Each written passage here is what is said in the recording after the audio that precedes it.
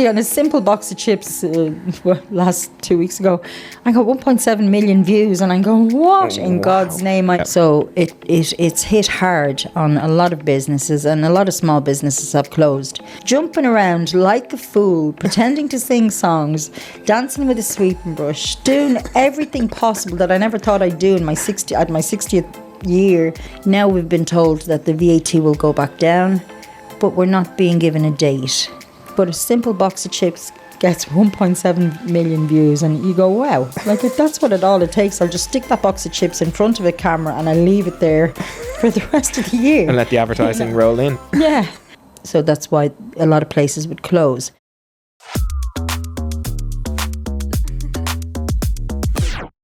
Okay, great. Welcome to episode 2 of this Flip Dish Takeaways podcast. I am joined by Dublin food business royalty and Teresa Borza Forte here with us from Borza's, which I'm sure you all know. So, Teresa, thank you so much for joining. For having me. No, not at all. It's great to have you here. So, you obviously have an amazing history in the food business that some people may know about, but I'd love to just for you to get a little bit of background. Like, how did you get into food? Where did the journey begin? Well, it began with my mum and dad. My dad both of them came from Italy, very close to each other, but they didn't know each other. My mum came over here at 12 years old to work for a family. My dad came here from Australia. He had emigrated first to Australia, was called by the matriarch of the family who had moved here while he was in Australia, and that's where it all began. In Thomas Street, it began. Okay, so that's a pretty big migration from Italy, I presume, to Australia to Ireland. It's a long way. It's a long way round, right? And he always had a dream of going back to Australia, but obviously life took a different road, and we grew up here, so they created a life here. Well, I'm sure the weather would have been better, but it obviously turned out well enough. So how did you then get involved or did they set up a restaurant straight away, or what was the journey then? So the situation was like people would bring in other families and you would help each family set up. So my parents were helped to set up their own business, and then that's where it all started. And as their children, there was never any discussion that we would go into any other type of business other than the business that we were in, and that's how it progressed. And was that obviously that was the done thing? But were you okay with that? Was that always like the dream, or did you want to be a pilot or something else? Or as a child, I wanted to be a nurse. Okay, great. But unfortunately, when you have a pushy family, like it is what it is. I'm happy in my business. I love my business. I love my customers.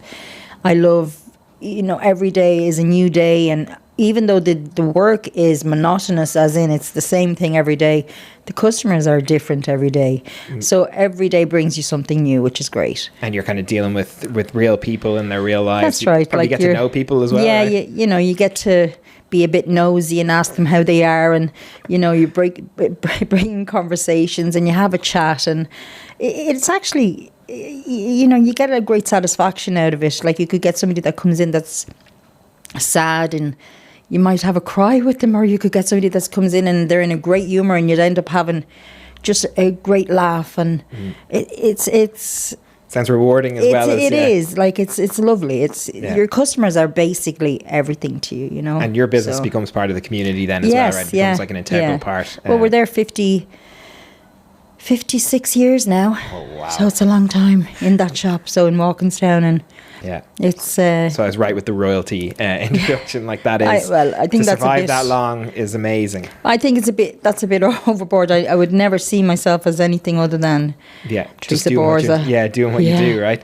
I love that. So what age were you when you started working? Started working at the age of 8, helping out mum and dad, and I remember being on a milk crate and ringing in the till, like you'd be pressing the button, pushing the thing down and opening the till, and everything had to be done with your head. Maths, which is something that I'm great at, and that all contributed to it, Bit of on-the-job learning, 8. right? Yeah, 8 going out. So you were serving people. You were doing the till at 8 years old on a milk crate. On a Sunday, I'd be left to run the shop in the morning because we wouldn't open the chipper until the evening on a Sunday. But we used to sell hot chickens, newspapers, bread, milk. So I'd be out in the shop. Well, I was a bit older than 8, obviously, at that stage, but I would be left to run the shop in the mornings on a Sunday, while Mummy would be inside getting a bit of dinner ready for us. Like, it was the only day we'd have a dinner inside was a Sunday, so Wow. You know. See, yeah, that's incredible just to start at that young, and yeah, like it's probably in your blood, it's in your DNA, right? To do it. Yeah, that's incredible. So it's interesting you mentioned obviously using that very old till system where you were doing everything by hand or by in your head, you know, and trying to work that out. What is the kind of the technology? How have you seen that like grow in the time, in that 56 years or whatever that's been, that the business has been existed? Like, you've obviously seen a lot of stuff happen in that time. But technology has definitely changed, and in one way it has been for the better, and another way it's been for worse, because before I could remember 15 or 20 customers' orders, no problem. Now, because of the technology, you're ringing it all in. I don't even remember prices anymore. I could reel off prices. I could give you the price of an order as the customer was calling it in. But now, because the system is so, you know, you just ring in everything and you have your docket, and it's just changed everything, you know. So in one way, it's a great thing because it's a lot faster, but in another way, I've no memory now anymore of anything because it's so. It was keeping you sharp, right? Keeping you sharp, yeah. I find that even now with the way phones have changed. I used to have about 20 phone numbers in my head. Like all my family, my closest friends, I could tell you all of their mobile numbers off by heart. And now it's like, well, I don't. My brain just deletes. Because it's so easy just to go in, press a button, and you're there. You know, exactly. But you know what? That's the way it goes. The way it goes. Yeah. Do you remember when you went online, or when you started taking online orders? Was that a moment? So we had done deliveries years back, and then we had stopped because we felt that it was taking away from the shop, even though we were extremely busy. We preferred footfall.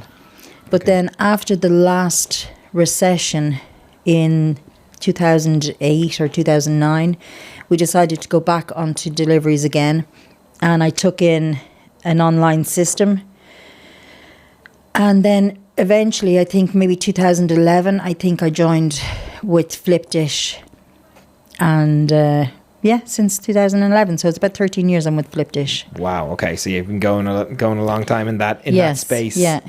That's incredible. I'm sure that was a big change, an influx of orders from a whole different like realm of people. It obviously expands the business. It does. It expands the business. It makes it you're more reachable. The internet has created that where you're available everywhere, whereas, you know, with your phone calls, it was assumed that you were a lot smaller, you know, like you do become bigger. And you probably notice as well, like with the younger generations now, phone calls are so foreign to them now. It's like they won't pick up a phone. No. You know, you don't even, I mean, even my own kids, I mean, I'll get a text before one of them rings me. Yeah. You know, it's so easier to text now. It's like you don't need to listen to somebody's voice, but it's totally changed. Like, young people definitely won't make the call to the shop. They'll order online. Yeah. So I suppose you have to be in the place where your customers are, despite maybe not wanting to go down that. Well, there are some crowds that I would prefer that weren't used.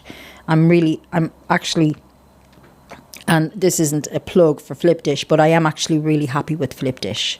Okay. I have no hassle, no trouble, it's just brilliant. There are other crowds, though, that I wish I had never gotten involved with. You feel like they're almost becoming a reliance on them then? And well, customers rely on them more. Yeah. Rather than... sometimes sometimes I feel that it would be easier if we were smaller, in the sense of that way people would just go to your individual website rather than going onto a platform where there's... a ton of places. It's quite challenging. The business now is quite challenging, I think. I do think it's, even from my point of view, seeing it, I always think it's interesting when I see restaurants kind of promoting a marketplace where you're basically sending your customers to somewhere where they might end up with buying someone else. With buying someone else. Absolutely. Right? It's just... It doesn't make sense anymore. Whereas before, when it was less... when there were less businesses, now it's become so dense with businesses that, you know, they go onto a platform, they say, okay, I'm going to order from Borza, but by the time they start scrolling, you're forgotten. Exactly, you know, and something else pops up, or they see that. And that's not what any business wants. Yeah, you know? On top of, like, obviously paying quite high commissions and things like that as well, on top of the chance of just losing the customer. Absolutely. And then you obviously don't have any of the data from that customer as well, No. right? So you can never No. reach out again. Whereas with FlipDish, luckily we still have the data. We can get in contact with the customer. It's a one-to-one personal thing. Like if you have an issue with an order, you can.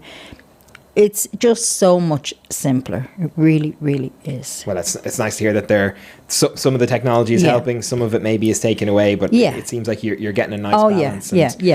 Yes, I am. I'm getting a good balance right now. Hopefully in the next few years you can migrate those customers who are still using those marketplaces to just order directly. Well, we're in the process of doing that. Yeah. So, and every week we see a difference. Now, it is a lot slower than I would have liked, and unfortunately, with the economic downturn that we're in right now, you depend on the leftovers that those other places bring in, because it's literally leftovers. When they've taken their chunk, it's what's left over, but you depend on that to pay your bills. So it's not like I can cut them out or wipe them out. I don't have the nerve to do that. Yeah. But ideally, in an ideal world, if you could afford to, you would.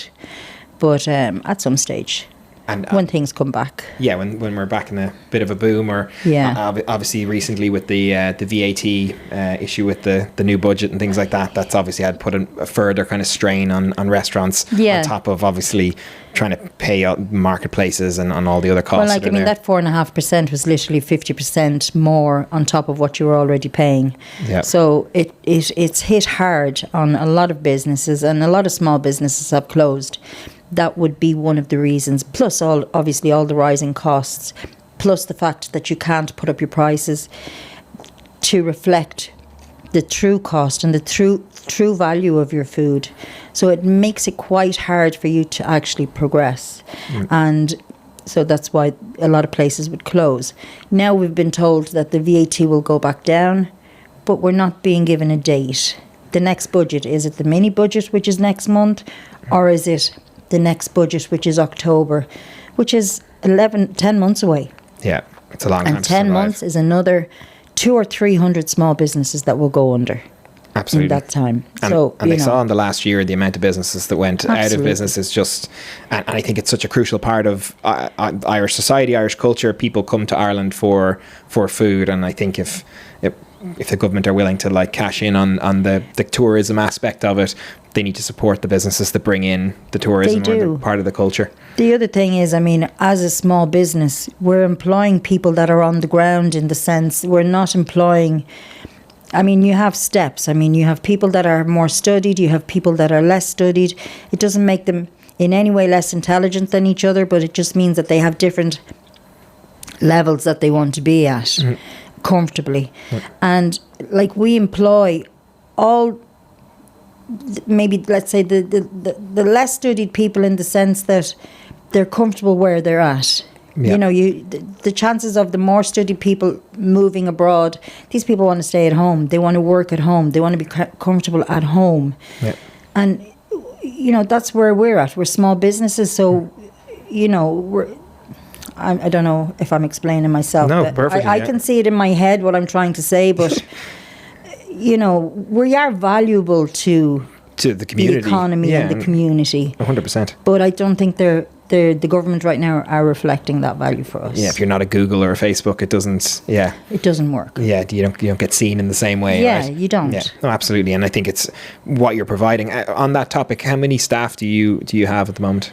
Well, right now we have 6 staff inside, and then we have drivers as well that come in from the likes of other companies, and they work for themselves, or working. That's great. We do have a fair few people, depending on us. And did you find is staffing a difficult thing to kind of nail down? Do you feel like turnover is high, or what is staffing like, or is a lot of people within the family, or how does it work for you? Family wise, that has changed.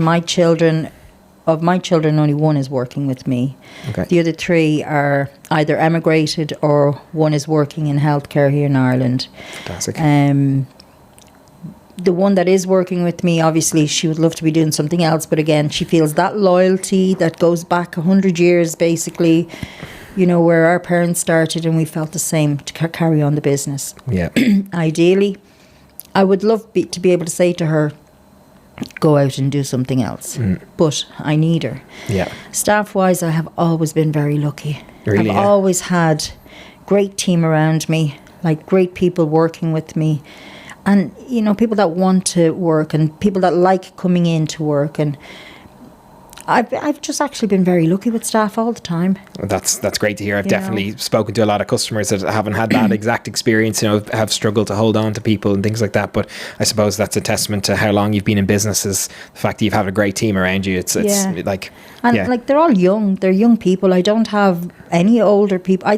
I'm the oldest in there.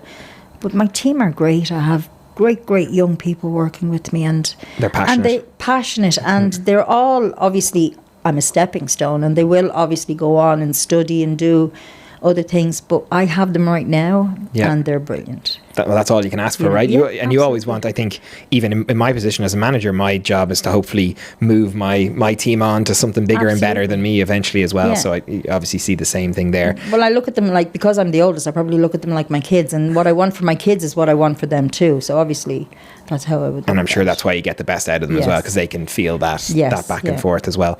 That's fantastic. What I was going to ask as well is, if you're going to go back again and give your kind of younger self a bit of advice about running a business, what would be that piece of advice that you would give? Don't do it. Okay. All right. Why'd you say that? It's easier just to go and get a job somewhere and work for someone else, 9 to 5, go home, go to bed, don't worry about bills, don't worry about anything. If you had asked me this when we were in an economic boom, I'd probably say, brilliant. Absolutely, do it for yourself. Like, why would you want to work for someone else? But right now, the way things are now, you don't sleep at night. You're worrying about where you're going to pay, how you're going to pay the next bill. You're robbing Peter to pay Paul. It's just crazy. Yeah. But I'm in it. And so there's no way out. Yeah. You know, so like, this is it. And I feel like because it's a family business, there's even more of a connection to it. And there is. Yeah. And like the connection in a family business, it's not like, you know, I go to work for a company and I go home at the end of the night and I switch off my phone and I don't take a phone call on my day off. In a family business, there are no days off. Yeah. Even if you're away, there are no days off. You're still called. You still have to look after your business from away. It's so personal and so emotional. Like, I take offence if somebody doesn't come back to the shop or complains about something, which thankfully is very rare. Yeah. I take offence to that because I say I've done my best, you know. That's probably why it happens so little, right? Because you do take everything so personally, and you want to make sure it's the best. It's quite the business. For me, my business is emotional, and a real businessman will tell you that that's not the way it should be, but it is for me. And I think there's probably a balance to be found, but it probably does get the best results though when you are actually connected to it, because I think people can feel authenticity and they can feel when you care about the food that you make and the impact that you're having on people, versus maybe a faceless organization that just comes in, slaps up a sign, and you know, everyone who's there is just, again, kind of a 9 to 5, or they switch off when they leave, right? Well, I definitely, like, if you're talking to a customer and they'll say to you, oh, I went into a big chain and the staff weren't nice and you couldn't ask for something extra, or you couldn't do this, or you couldn't do, you know, it's definitely different to when you're working in a small business. Like, a small business is a one-to-one. It's all about the customer. You know, there's... First of all, the boss, I'm not the boss. I don't, but the oldest person, which is me basically, is always on site. If there's a problem that comes up, I personally sort out the problem. If there's an issue, I personally deal with that issue. So it's totally different to when you're going into a big chain where everybody is faceless. There's nobody in command. You know, you think that there's a manager there, but the manager really can't do anything. Yeah, he's just been given a guidebook of things he can and he has say. to follow that. So, you know, definitely there's a lot to be said about small businesses. Absolutely. And obviously challenges come with that as well. I'm sure, I don't know how you guys use social media, or do you use social media for promotion at all? Or? I do a lot. You're on TikTok? How did you know? I actually, on a simple box of chips last 2 weeks ago, I got 1.7 million views, and I'm going, what in God's name? I'm jumping around like a fool, pretending to sing songs, dancing with a sweeping brush, doing everything possible that I never thought I'd do in my 60th year. But a simple box of chips gets 1.7 million views, and you go, wow, like if that's what it takes, I'll just stick that box of chips in front of a camera and I'll leave it there for the rest of the year and let the advertising roll in. Yeah, but yeah, Amazing. I do a lot of, I do enjoy it. In fairness, I do. I suppose it's a whole new aspect to the business that just didn't exist No, 15, 20 years ago, No. right? Just nobody even thought about. no, I never did. Never. Dancing with a box of chips. Yeah, Like if it's somebody told you that's how you'd market your business 20 years ago, Yeah. you'd tell them you've gone mad, right?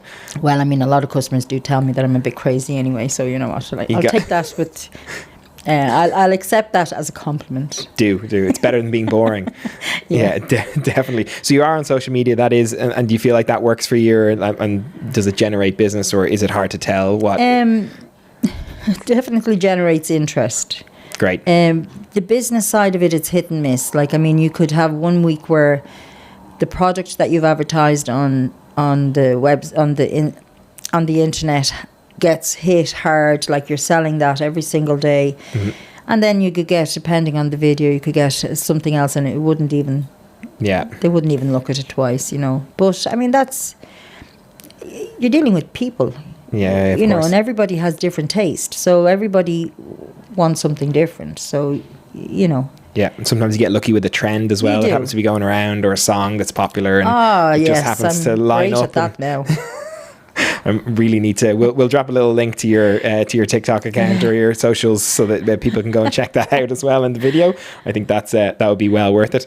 The other thing I wanted to ask about is kind of obviously some of the food that you would be into. Is there any restaurant in Dublin that if you're obviously telling our listeners that you would be like, that's my go-to place that isn't obviously like related to you? Where's your favourite place to eat? Okay, so my partner's birthday was this week, and I treated him to the lobster boil in Crewe. Nice. And I have to say, it was amazing. And lived up to every expectation that I had when I watched every TikTok video about it. And TikTok works. It was absolutely amazing. So that right now would be my go-to restaurant. Wow, okay. Great. If I was to go out again, who knows when, ever. Yeah, if you get a Yeah. moment to yourself again. Yeah. I'd say even organising that's a bit of a stress, Yeah, right? It was, you know, like it was, you have to obviously ring them in order in advance and so on and so forth, which was fine, but it was absolutely gorgeous. Amazing. So right now, that is on the top of my list. Incredible. Okay, great. And so plans for the future. Where do you see this going? Are you happy with where you are at the moment? Does it just look like the way the business is now, or where do you see it going in the future? Or what's the succession? Obviously, big show. What's the succession plans as well? Is that a thing you ever thought about, or? Absolutely, we think about this every day because you're at an age where, you know, I'm 60 years old, so you know, you're getting close to an age where you don't really want to work anymore, even though chances are I will have to work until I'm quite a lot older than I am now. Okay. Business-wise, for chippers, I hate saying this, but I feel that we're a dying breed. Unfortunately, again, this recession is crippling us. If something doesn't happen soon, a lot of takeaways, chippers we're struggling. So the outlook right now is not great. And then the other thing is we're all more or less, the Italians that are running chippers right now are all more or less at the same age. Okay. Yeah. So we're all on the verge of wanting to be working less, say. Yeah. So we don't know. I don't know what's ahead for us, to be honest. Like, I mean, ideally, you want to win the lottery and, you know, 10 million euros and leg it. But would you be able to close it down? Would you be able to do that, or no? I couldn't. I don't know. I don't know. Life's work, right? It's a like when I get to that point, when I say to myself, you know, will I be able to walk away? I can't see that happening. I don't know. I don't know if I might need therapy afterwards, you know, or No, I can't see 100%. it. I don't know, Cian, what's ahead. No, it's definitely a tricky one. I can't imagine having grown something for so long and being so invested in it to then say, here's the keys to someone else, and if they burn it to the ground, they burn it to the ground. You know, it's a very difficult thing. Very, very hard. You know, I know when I see my 3 boys and they're all doing other things, and then I see my girl and she's beside me, it's quite unfair on her as well to not have different options. Yeah. So, and I understand that. I mean, but you wanted to be a nurse, right? So I wanted to be a nurse. Yeah. Like, I don't know if I would have been a good nurse, but that was my dream when I was a child. Yeah. But then things changed. So, but I'm not sad that they changed. Like I said, I'm happy where I'm at. But ideally, it would be nice if you could give her an option. Yeah. To do something else, you know. But do you feel like she is the successor? Like, without her, then does it? Well, she's my backbone. Yeah, like, exactly. She's the one that I rely on. If I'm not there, she's there, you know. And so I don't want to call her the successor, because then she'll turn and say, "Mom, I don't want to do this job." But she would be the successor. Okay. Wow, that's. It's a big thing to think about. It is. It's a sad thing to think about. Yeah, but it's not for it right now anyway. No, you're obviously done amazing things, and it's going to continue to do that, hopefully. And hopefully we don't see that downturn that you mentioned with chippers. For me personally, there is nothing that satisfies you like a chipper. There isn't a replacement to that. You know, sometimes if you're craving a certain type of food, you're like, oh, I might get this instead. But when I want a chipper, there is no. You know, there's nowhere where you can go to get chips like that as well. I think it's unique. It still stands as one of the freshest foods that you can eat, and up in freshness, quality, and as food that's good for you, it's one of the highest. Like, I remember reading a survey that said that Thai food was just the one step above us, and that was the best. I mean, our fish are fresh, our potatoes are fresh, nothing comes in. Obviously, you get all the niggly bits that come in frozen, but fish comes in fresh, it's cooked fresh, chips come in fresh, they're cooked fresh. Everything is prepared for you as you go. Yeah. Nothing is sitting on the counter waiting for you to come in and sell it to you. Like you'd find in a deli, it's sitting there for 5 hours. Yeah. Nothing. Everything is cooked fresh to order. So when you get that food, it's at its best. You're getting fresh food. Yeah. You can't get better than that. And Chipper still provides that quality, as they did from day dot. Of course. You know, whereas a lot of other places, you know, rice will sit in a warmer for 5 or 6 hours. That doesn't happen in Chippers. Food is quality controlled all the time. I think it's part of the experience going in as well, right? When you ask for it, you can see the guys that go over there. They're literally, you can see the food come together in front of you. Like, I love that. And then the bit of banter that you get with the person behind the counter if they're in a good humour, you know, and exactly. If not, you get the dirty looks, especially. Yeah. But look, it is an experience. It's a great experience, 100%. You know, walking in and... It'd be one of those things that I would recommend if I have a friend come over from, you know, abroad. I'd be like, you need to go to the Chipper. You just need to just my walk local in there. Chipper, just walk in there and see what happens to you. like in my area. So having lived in my area since I was 3 years old, which is in Walkinstown, living there since I was 3, I knew everybody. I grew up with everybody. My elders were all like my mum and dad because I grew up with them around me. And the young people that were young when I was young, they moved away, but they come back. And, you know, Teresa, you're still here. I'll give us a bag of chips. I've been dreaming about these chips for years and couldn't wait to get here. And I knew I was coming back. And people that have moved abroad, the first stop is the Chipper, is where we are.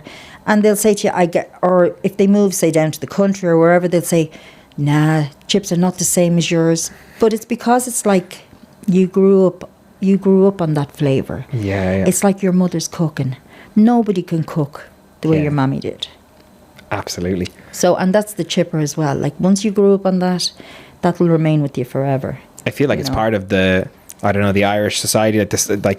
We used to have it every Friday. That used to be a thing we do. We get chips after school or whatever. And like, that was part of it was just part of your week. He was like, there was nothing else could have been in that slot, you know. No. It was And like, that tradition of Friday is still being the busiest yeah. day. But that came from where people would get their wages on a Friday. And course, yeah. it was the first time that they could afford to eat out.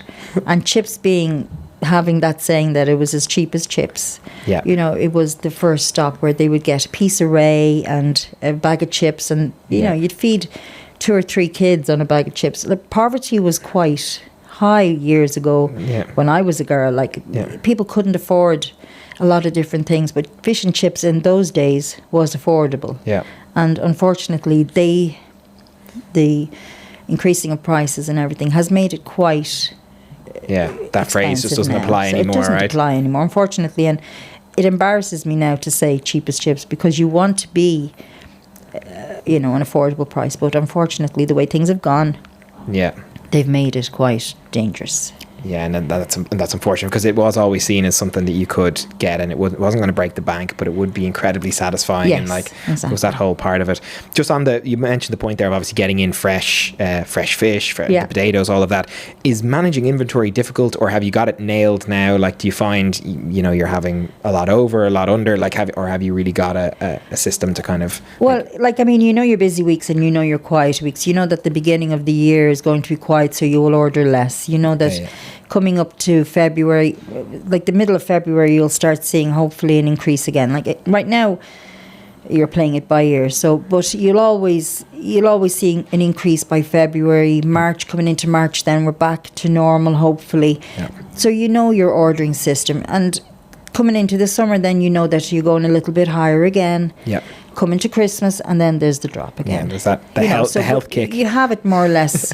More or less when you're going to be busy and when you're not. Yeah, and you've obviously seen that over the years. But I think that's a great insight for anyone obviously thinking of going into business. No, don't do it. Don't go into business. Yeah. But like seeing those trends and thinking about that as well is a really important part, because I think some people just get into that routine of this is how much we order each week, and you really do have to curb it, right, to accommodate. You don't. I mean, obviously, the more you order, like let's say packaging and things, the more you order, the less it costs, and you're looking at that as well. But right now, you're robbing Peter to pay Paul, so you actually can't even do any of that.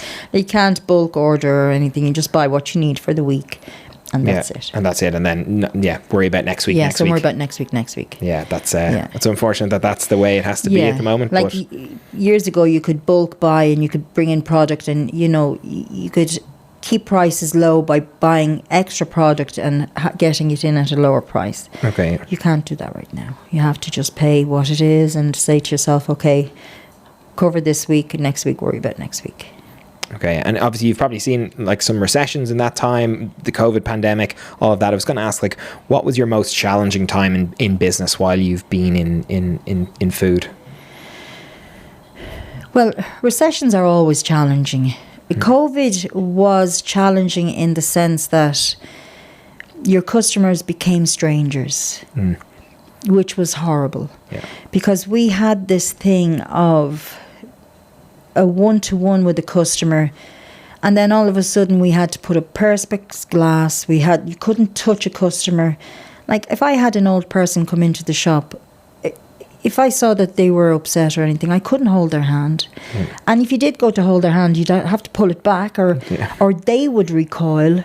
Like, your customers did become strangers in that time. And it was sad to see that. I mean, we work at rebuilding those relationships, but that, I think, was the most challenging. When that family unit broke, because that's really what it was. I mean, your customers are, for me, the way I look at it is my customers are my family. They come in, I've known them all their lives. They're part of us, you know, and that really, really broke. And I think that became mentally challenging for a lot of people, where you couldn't, and there's still a detachment to this day, where people are a lot more wary. That wasn't there before. Yeah, I feel like COVID might have just changed society a little bit. Absolutely, it did. Just how we interact. Like people will push past you now, whereas before, like it just everything seems to have changed. And like obviously you're working towards rebuilding those friendships and relationships, but there were like you'd been literally telling people, go and wait outside. Like putting people out. Where would you ever hear of putting people outside to wait outside? In the hospitality industry, like how hospitality. Yeah. Like go and wait outside, like, or it was not nice. Yeah, it wasn't nice, Cian, at all. And I think it probably escalated that the push for the kind of society moving online as well, right? Like we were obviously going that way, but once COVID hit, everything had to be conversations. And credit cards. Yeah, that of course, the worst thing, that we've become reliant on online and credit cards so much. I mean, young people don't even know what a penny looks like anymore. Like it's absolutely ridiculous. And yet, if the internet comes crashing down tomorrow, everybody's locked out of their money. Like you should always carry cash. Cash is king. Like you should always carry cash in your pocket. Absolutely. And you don't have to carry thousands, but like €50 at least in your pocket should always be there. Yeah. And obviously it aids businesses as well, that you can go in, pay in cash. You're obviously not paying, subscription fees then or charges and things to bank and all of that kind of stuff as well. When I saw last year how much it cost me between my credit card charges and my online charges from another crowd, that was 2 people's wages in my shop. Yeah, it's huge. It's huge, and I'm a small business. Yeah, so it's scary. That's a nice takeaway, that people, I think, can move back towards maybe being a little bit more cash focused, and it obviously aids the businesses that they're dealing with as well. It does. Like it helps. It all helps. At the end of the day, if you have €50 in your hands, it's €50 when you hand it to another person. Yeah, it's still Whereas €50. Every time you're tapping a card, that €50 is becoming less and less and less, and at the end of it, that €50 belongs to the bank. Yeah. And not to the next place that it's moved to. It's a lot to think about. I think that's a lovely takeaway as well for listeners, just to kind of think about that as well. And when they're shopping local, particularly, think about using cash a little bit more. Small businesses depend on less charges. Yeah. That's really what it is. And the more times you use your card in a small business, the bigger charges and the bigger costs you're creating for that small business. Absolutely. And I think you mentioned the point earlier on about ordering direct. That obviously helps. Obviously going into the store and ordering, which is another help on top of that.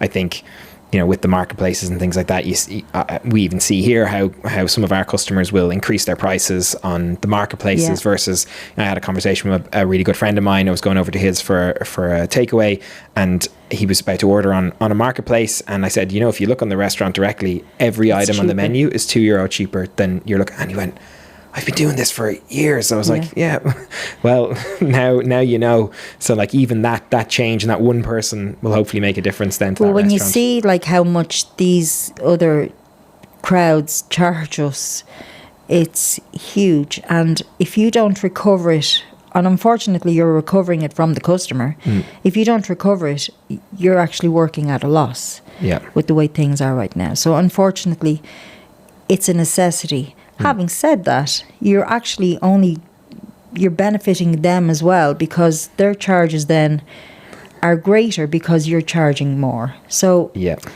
it's a catch-22 situation. Ideally, you either order from a platform like Flipdish, which is technically our own platforms, and the charges are a lot less, which there are still some, but they're a lot less, so we can handle that.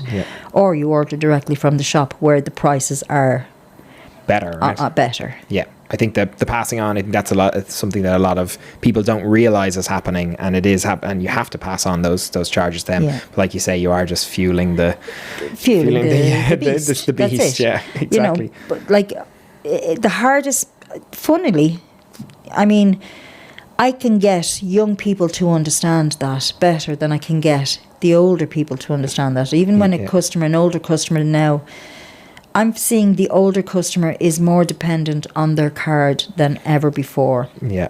And I think it's because they're older, they don't want to have cash in the house. They want to be safer. They don't want to have somebody causing problems for them. Yeah. And so it's nearly harder to explain that to an older person than it is to a younger person. Yeah. But I understand where their reasoning is. Yeah. But having said that, if the internet was to come crashing down tomorrow, that older person would be completely stranded. Yeah. No access to money or... No access to money. A younger person would figure it out. Yeah. The older person would be stranded. And we have this conversation with new businesses that, you know, come to Flipdish to work with us or whatever. And this is a big thing about, you know, yes, the orders coming in from those marketplaces can give you, when you're in a new business, it gives you a kick, right? Oh, we're getting some orders in. Yeah. But then at the end of the month, when they actually look at how much did they make off those orders, it actually, they might have been a bit busy, but there's no sign of that anywhere. There's no kind of financial upside to it. No. So yeah, it's a thing you have to see yourself after a month or two in business, and then you realize, oh, I'm not actually making the money I think I'm making off this, right? Yeah, that's definitely the way it is. I mean, like I said, if I could get rid of that big company that I'm dealing with tomorrow, I would. But unfortunately, that little bit the leftovers that I get, I need that. So I have to keep them as much as I don't want to. Like, it's really a catch-22. You could turn around and say to me, well, just switch off that machine. Yeah. But I'd be afraid to, because where would those people go? They're so used to going to that platform that if I switch off that machine, they're going to go to that platform anyway. Yeah, of course. And I've technically lost that customer for a while. 100%. Can't afford that. Do you try and do anything then to convince those customers? Do you have conversations in person? How does that work for you to try and, if you do see somebody come in to collect a marketplace order, do you try and say, will you order online? I do. Actually, like, they probably think I'm quite cheeky. Like, I'll always say to them, would you ever go to that other platform, please, rather than that one? You know, it'll cost you less. You'll find deals, because I tend to put all my specials all onto my Flipdish platform, because I know that there's that's where I want my customers to go.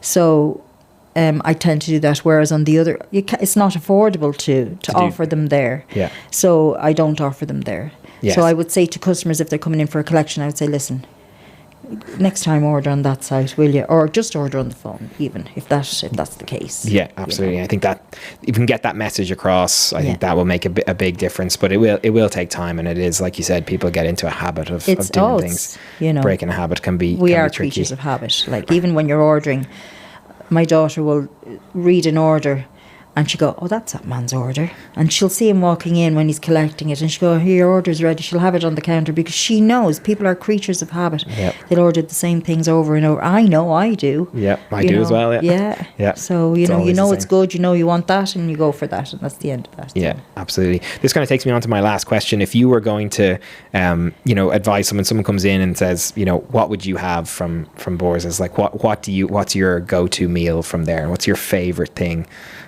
to eat? So with over 150 items on our menu, everything is good on my menu. You couldn't just pick one thing that you absolutely love, like brings you joy? Everything on my menu brings me joy. Everything's made with love. So, our pizzas are really good. We have a chef that makes our pizzas. We have a wood fire oven. Oh, lovely. So our pizzas are really, really good. The chipper part, I run that. Yeah. So I'm not going to tell you that the pizza is better than the chipper, because it's not.